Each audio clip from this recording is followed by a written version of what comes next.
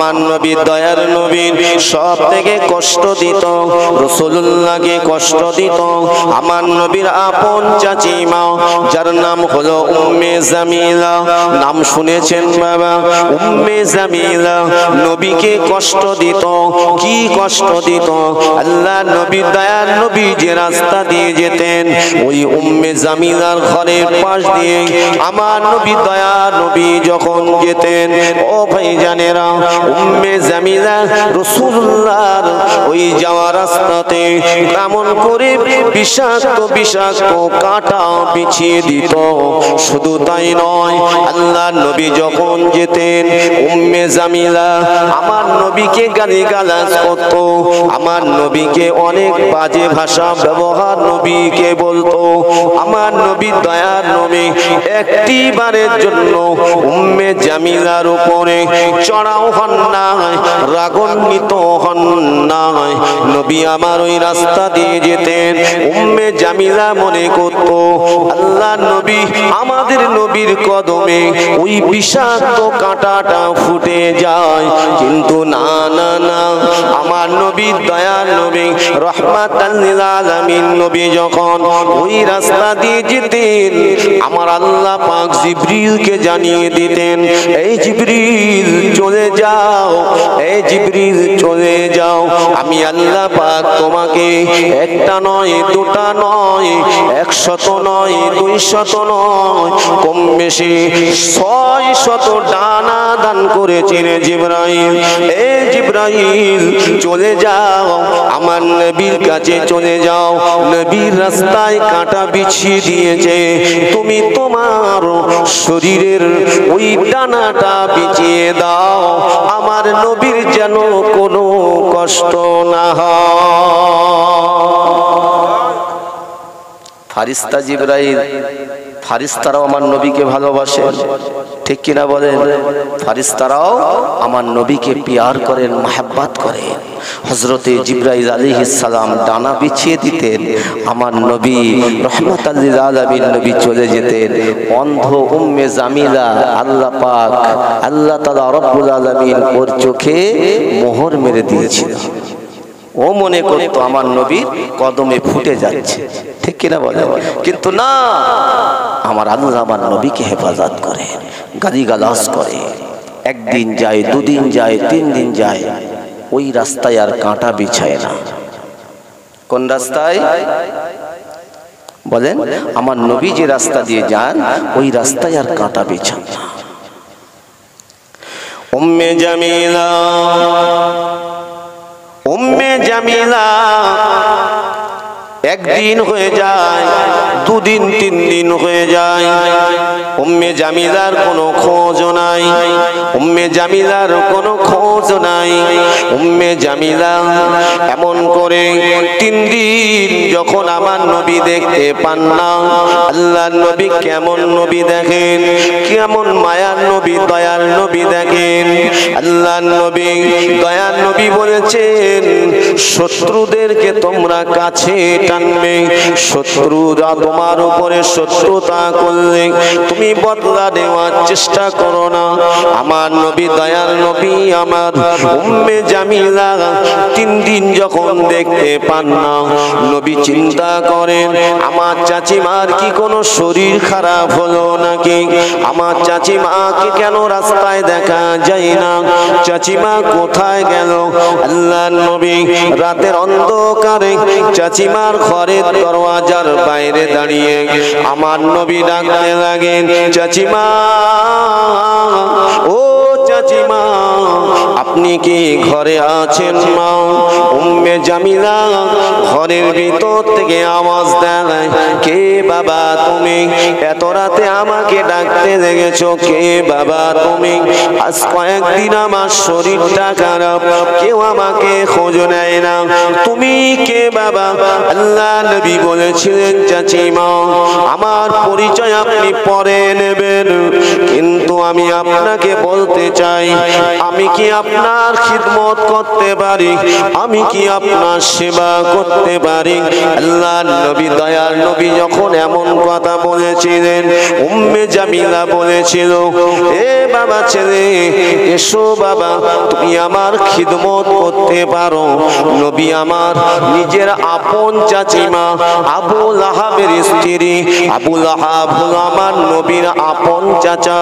ওই সময় নবী আমার ঘরের ভিতরে অনুমতি নিয়ে প্রবেশ করলেন। উম্মে জামিলা আমার নবীকে চিনতে পারে না, কেননা আল্লাহ যদি চেনান তাহলে তো চিনবে, ঠিক না? উম্মে জামিলা বলেছিল, কে বাবা তুমি, তোমার পরিচয়টা একবার বলো। নবী বলেছিলেন, আমার পরিচয় আপনি পরে নেবেন, আপনার কি হয়েছে বলেন, আপনাকে কেন দেখা যায় না? আল্লাহ নবী বলেছিলেন, আল্লাহ রাসূলকে বলেছিলেন, আমার নবী যখন এমন কথা বলেছিলেন, উম্মে জামিলা বলেছিল, ও বাবা ছেলে, আজ 3 দিন হয়ে গেল, আমার শরীরে জ্বর ওঠার মতো শক্তি নাই, আর আমার সব থেকে বেশি কষ্ট হয় ওই আব্দুল্লাহর বেটা মুহাম্মদ, ওই আমিনার বেটা মুহাম্মদ, যে আমাদের চিরশত্রু, ওই মুহাম্মাদের রাস্তায় কাঁটা বিছাতে পারি না বলে এই জন্য আমার সব থেকে বেশি কষ্ট হচ্ছে।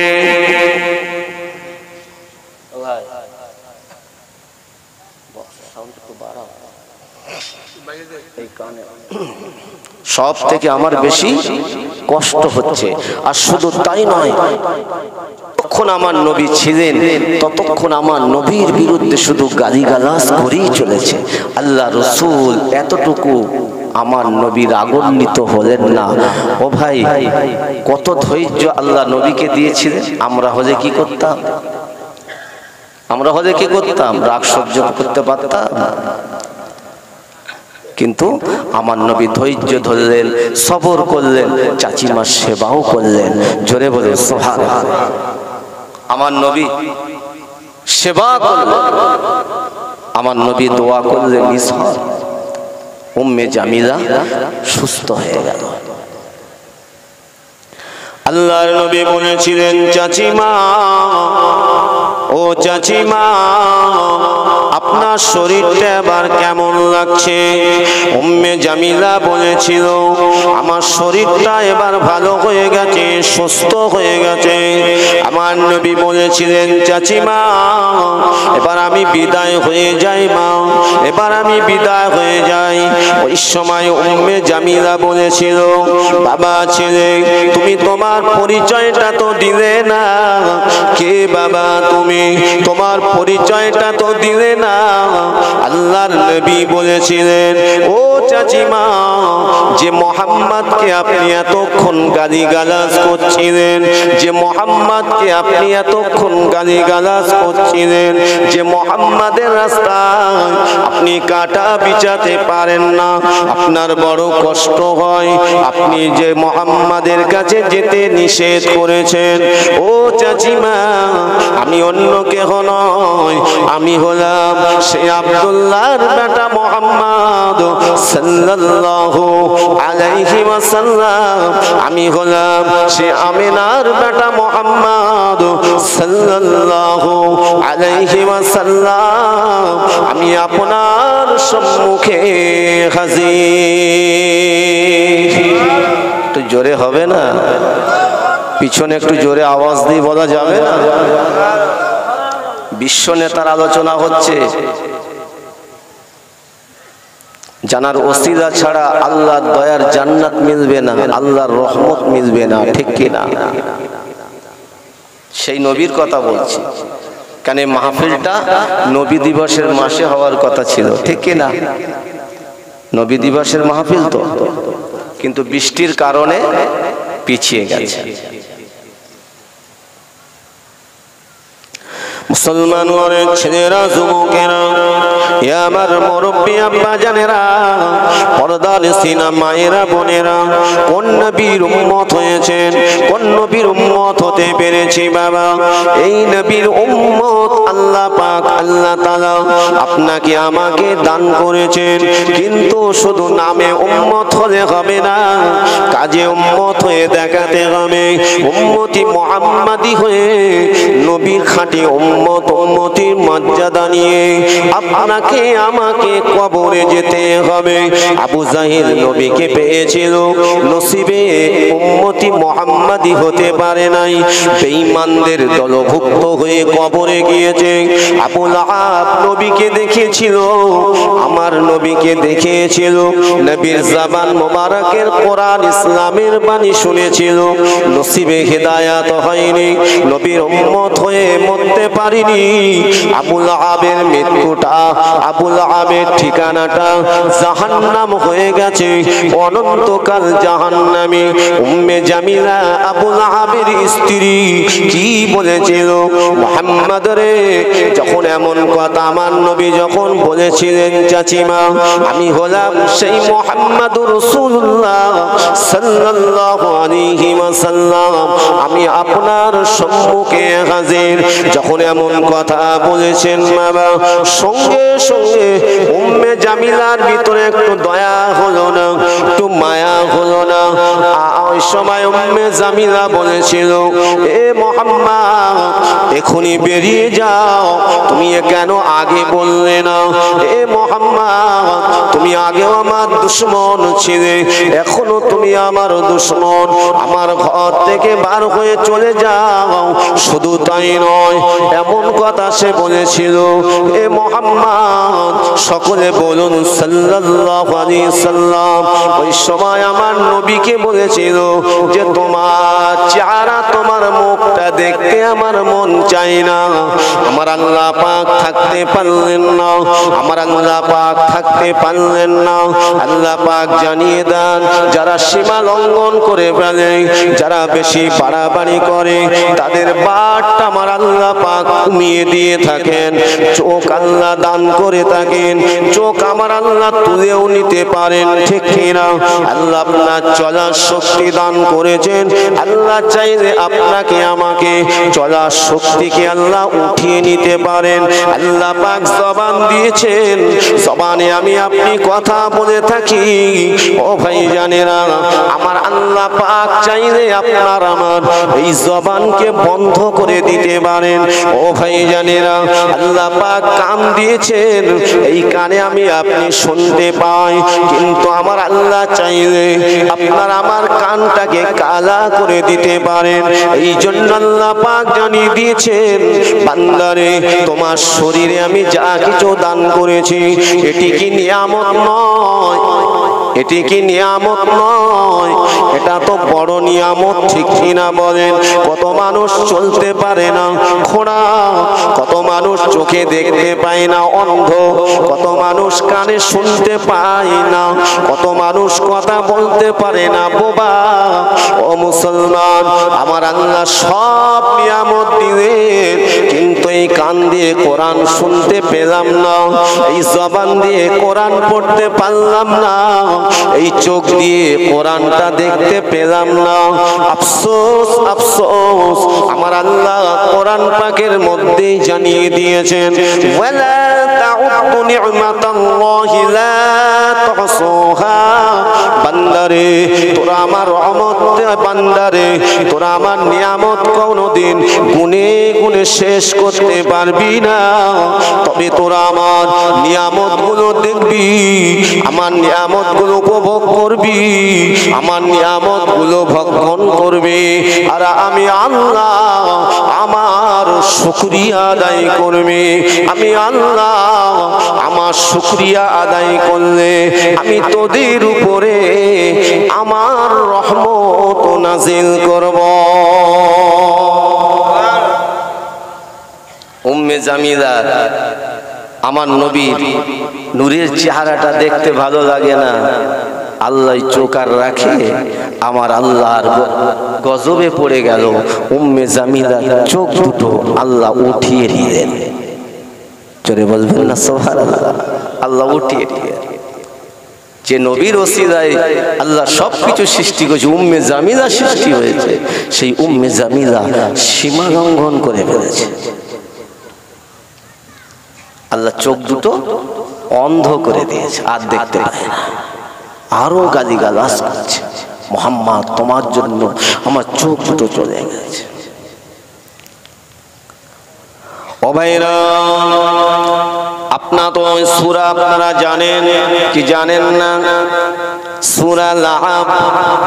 আমার আল্লাহ পাক আবু লাহাবের প্রতি আমার আল্লাহ পাক এতটাই আমার আল্লাহ পাক এতটাই রাগান্বিত হয়ে গেলেন। কেননা বাবা আবু লাহাব সীমা লঙ্ঘন করেছে, আবু লাহাবের স্ত্রী সীমা লঙ্ঘন করেছে। আল্লাহ পাক আল্লাহ তাআলা সূরা লাহাবটা নাযিল করে দিয়েছিলেন।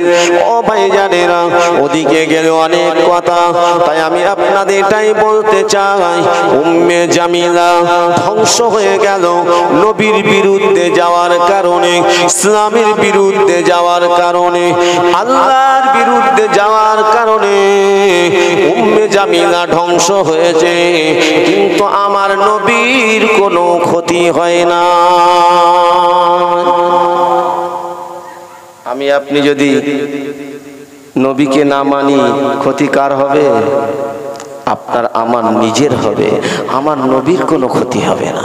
আল্লাহ জিকির করব না, ইবাদত করব না, ক্ষতি কি আমার আল্লাহর হবে? না, ক্ষতি আপনার আমার নিজের হবে। উম্মে জামিলার কিভাবে মৃত্যু হলো?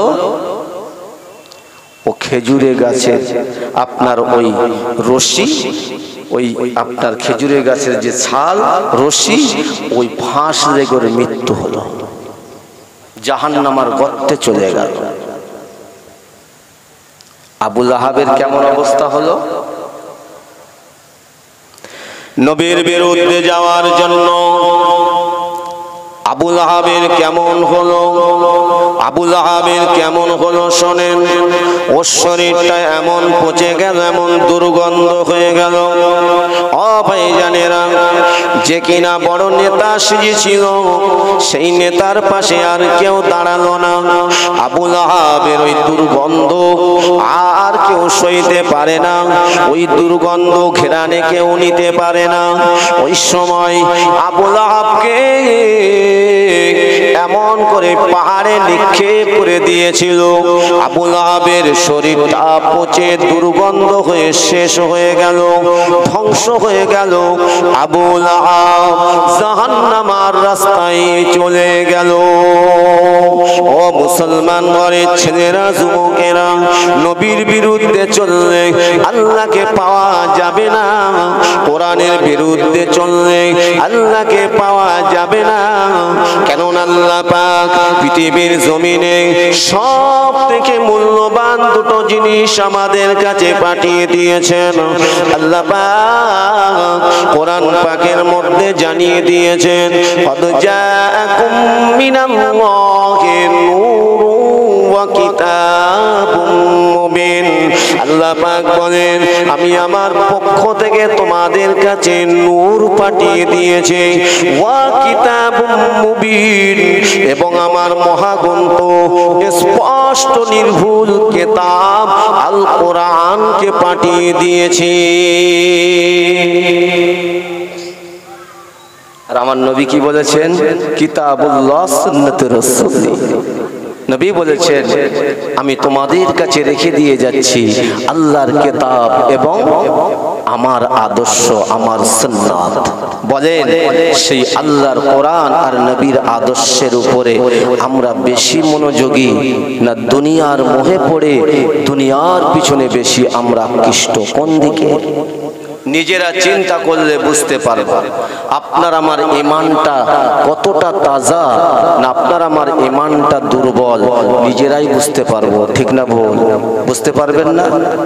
যদি আপনার আল্লাহর ভয় তৈরি হয়, যদি মসজিদে আজান হয়, আপনার ভিতরে নামাজের মহব্বত আসবে, যদি আপনার ভিতরে রোজার মহব্বত আসে, যদি আপনার ভিতরে কোরআনের মহব্বত আসে, ও মুসলমান, তাহলে আপনাকে বুঝতে হবে যে আল্লাহ পাক আমার ঈমানটাকে আমার আল্লাহ মজবুত করে দিচ্ছেন।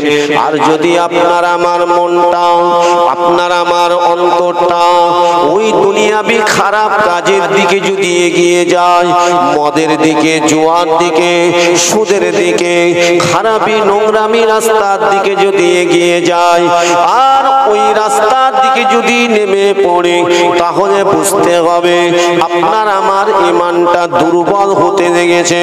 ওই দুর্বল ওয়ালা ঈমানটা আপনার আমার যখন হয়ে যাবে, ওই দুর্বল ঈমান ওয়ালা মানুষটা শয়তান ধোঁকা দিয়ে তার ঈমানটাকে নষ্ট করে দিতে পারে। এই জন্যই আল্লাহ পাক জানিয়ে দিয়েছেন, বান্দা বান্দিরে, যখন তোমাকে শয়তান ধোঁকা দেবে, আমি আল্লাহ তখন আমার কাছে সাহায্য চাইবে, আমার জিকির করবে, আমার তাসবিহ পাঠ করবে, আমার কোরআন তেলাওয়াত করবে।